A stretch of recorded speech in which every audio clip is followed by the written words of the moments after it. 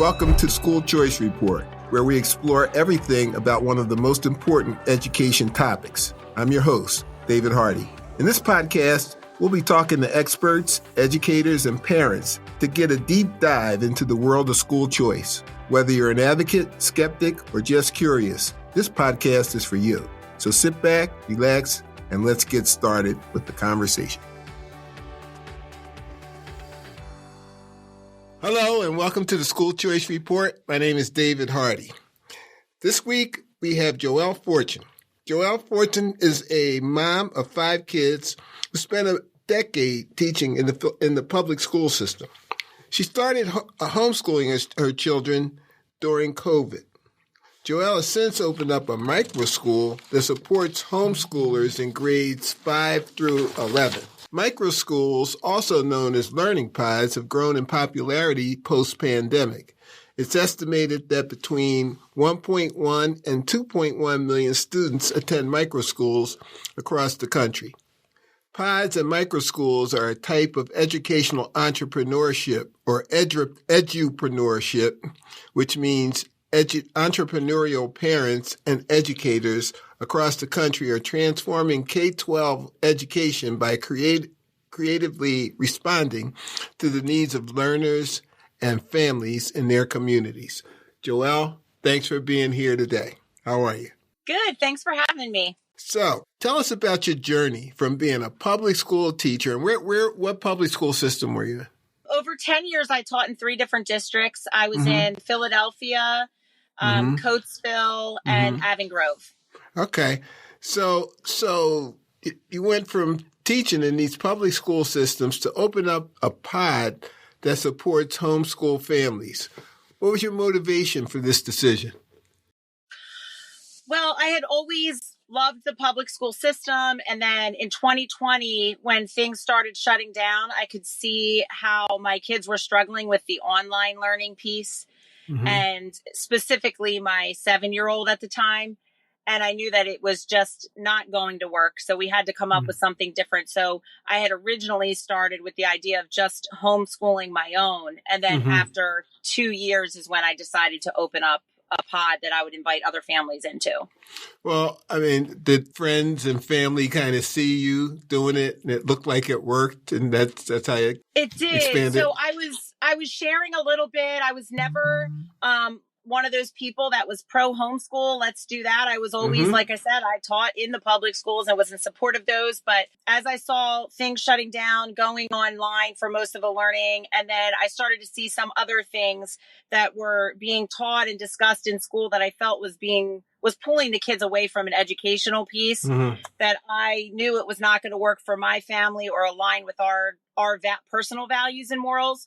So I decided to just open the doors. It was really word of mouth in the beginning, more of people I know, reaching out to my best friend since we were 14 years old and saying, I want you to teach with me. Let's do this together. And it kind of just spiraled from there. And this will be the 2nd year we've held pod. And at this point, more people have found out. We have people contacting us wanting to have their kids in there. So it's really grown from what I originally visioned and what I thought it would be to where it is now. Well, like a lot of great businesses, it started because of an incredible need. And a lot of families became frustrated with public schools during COVID and remote learning. Did school closures motivate you to open your own learning pod? Was that part of the motivation? That was definitely part of the motivation. That's the original starting point that even put it on my radar to do something like this, was seeing them shut down, and then discussions that I had with friends and family members about how the negative piece that it was, like the negative impact it was having on their kids. So that was the first thing. And then the second was really my own kids are at the heart of why I did this, because I knew what my husband and I wanted for them. And as I was out in the community talking to other people, I met other families that felt the same way and wanted that same type of thing for their kids as well.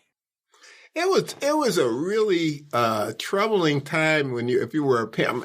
My kids were grown, thank God. During the COVID, they were long gone out of the school because I really don't know what I would have done. I mean, it wasn't it was first looked at as like a child care problem. Exactly. But quickly we saw it was a lot bigger than that. Absolutely. And what people saw for the first time was that the people who they put all their trust in didn't always have their kids' best interests at heart. Could not agree more with everything you're saying. And I'm a mom of 5. So I had kids when it first started happening. My kids ranged from a first grader up through a 10th grader.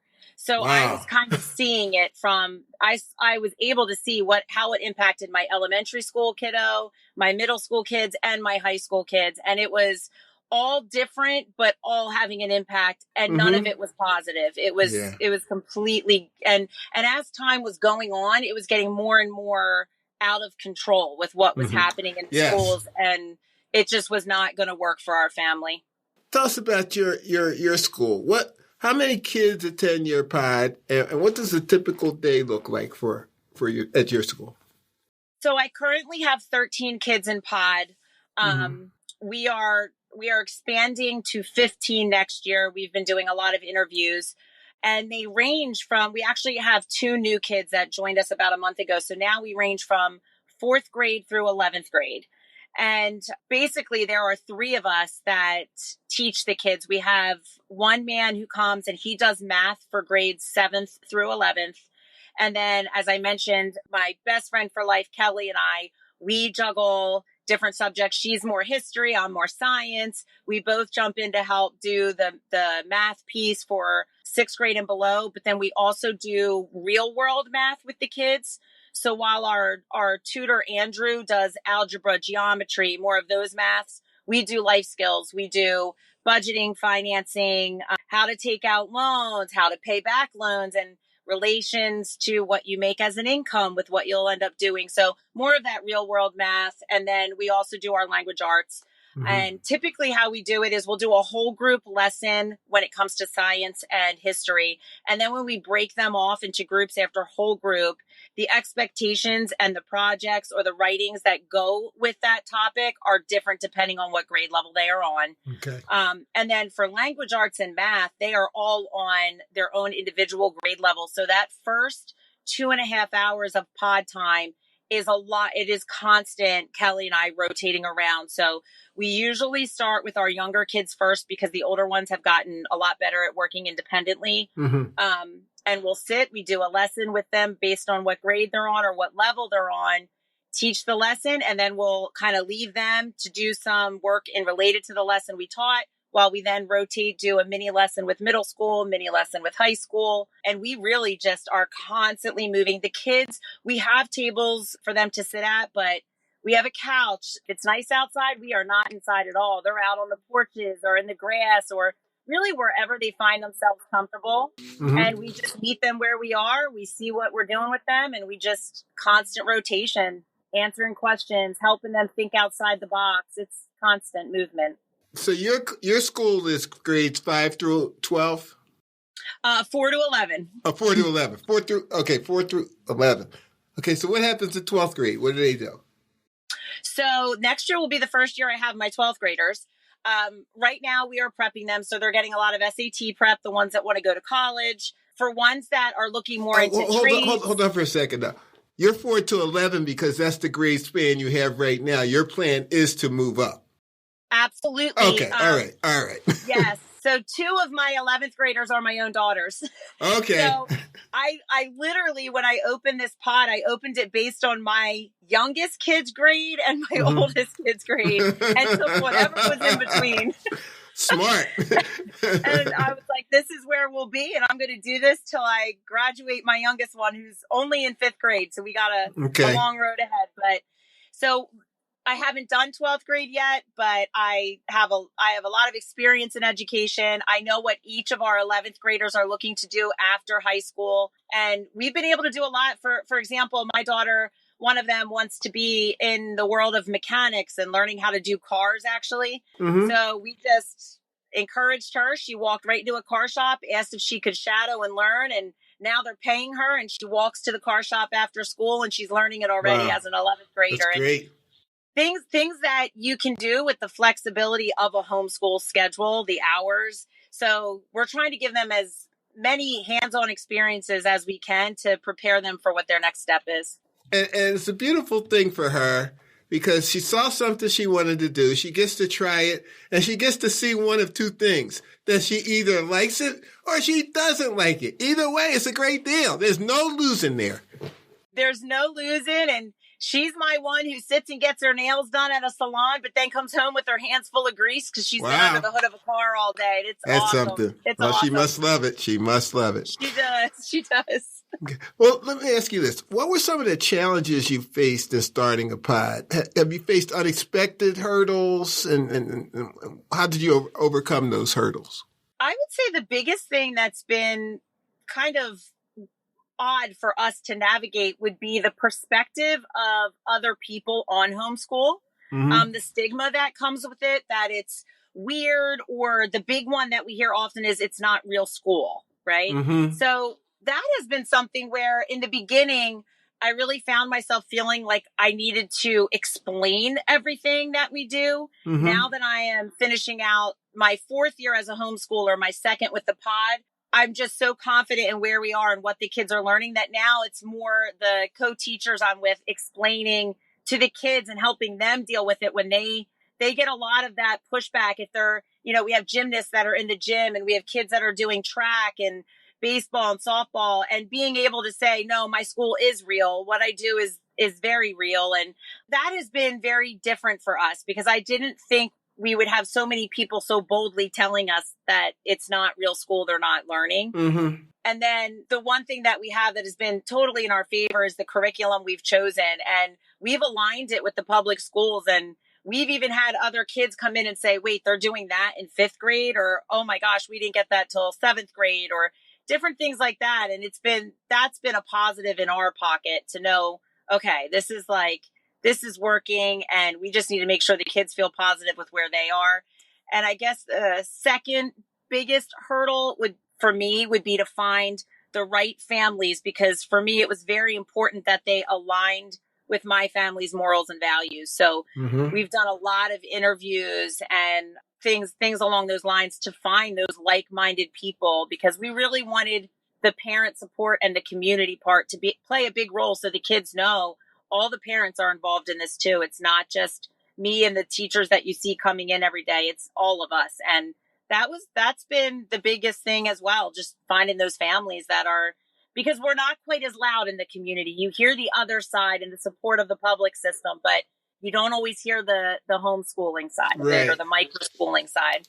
Well, it's interesting because the idea that you could get a whole bunch of people from a whole bunch of different backgrounds to, just because they live on a certain block, all go to school together and it's all going to work out. I mean, nothing else works like that. Yeah.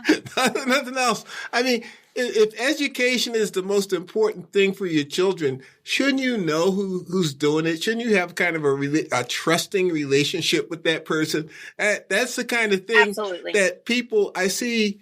I think the traditional public schools miss that more than anything else. The whole idea that people have to be comfortable with the whole learning process, the system that you're using and the people who are doing it. Right. And it's your duty to kind of work on that relationship. Right. I mean, that's what good teachers do.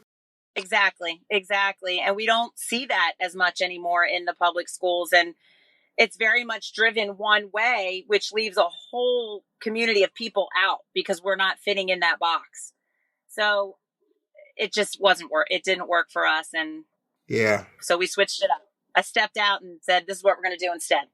Schools exist to educate kids. And since your school serves homeschool families, that already, children they have these public schools that already exist to serve the children. Why do you see your kids flourishing in ways that they don't in the public school? Or what makes your school different from these other learning environments? The biggest thing is that we stepped outside of the box. So when I think of a typical classroom that I had taught in for years, it's literally the shape of a box. And we sit these kids in these seats and we think that they all need to function at the same speed, the same level, the same timing of everything. And it's not reality. Mm-hmm. And we're putting everybody in a room with a bunch of people the same exact age. But when you step into the real world, you will never be in a work environment where everyone is on the same exact level and the same exact age. And by opening this pod, it's allowed us the freedom of, number one, meeting the kids where they are. I mean, just because you have done school enough to say you are in 11th grade, that may not mean you're on 11th grade math. That may not mean you are reading on an 11th grade level. So rather than pushing them through, we get to meet each kid where they are. And there's no judgment in there because they've become such a little community. It's almost like a room full of cousins at this point. And they support each other. So that judgmental piece has been taken out of it, where they can now literally take the time to learn and ask questions and not feel stupid for worrying about what someone else is going to say because they don't understand something. And, you know, for the kids that are learning at a faster rate, we can move at a faster rate. And the ones that are taking more time, we can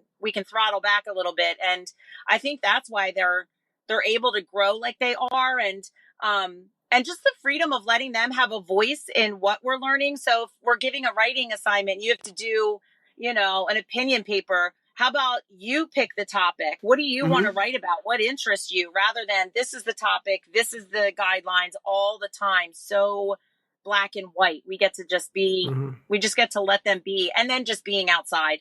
I tell them all the time, I'm really, the older I get, the more I want the kids outside. And I'll tell you, so many people think that's something that the younger ones need. So they give them their 15 minutes of recess or whatever it is. And I think for those younger kids, it's more of a need for getting energy out.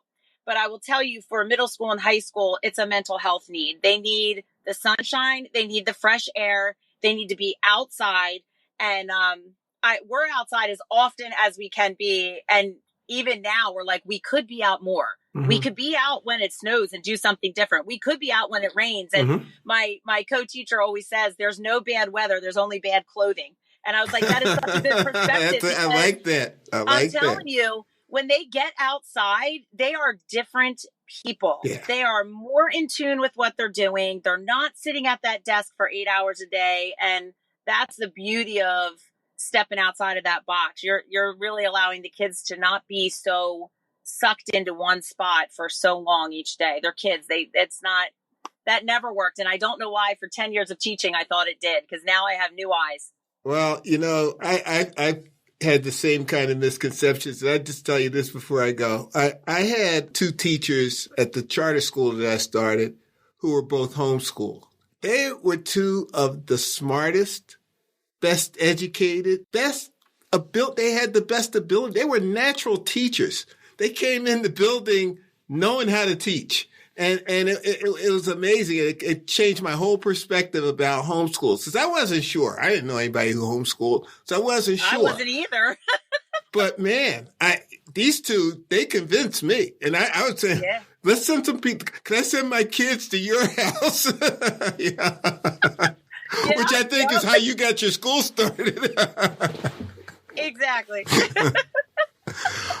Well, Joelle, thank you for being here on the show with me. I wish you the very best of luck with your school. And thank you. Come back sometime later and tell us how you're doing, okay? I will. Thank you for having me. That's it for today's episode of School Choice Report. I hope you found the conversation enlightening and informative. If you have any feedback, questions, or suggestions for future episodes, please reach out to us at schoolchoicereport.com. Don't forget to subscribe to our show wherever you listen to podcasts, so you'll never miss an episode. Until next time, this is David Hardy signing off. Thanks for tuning in.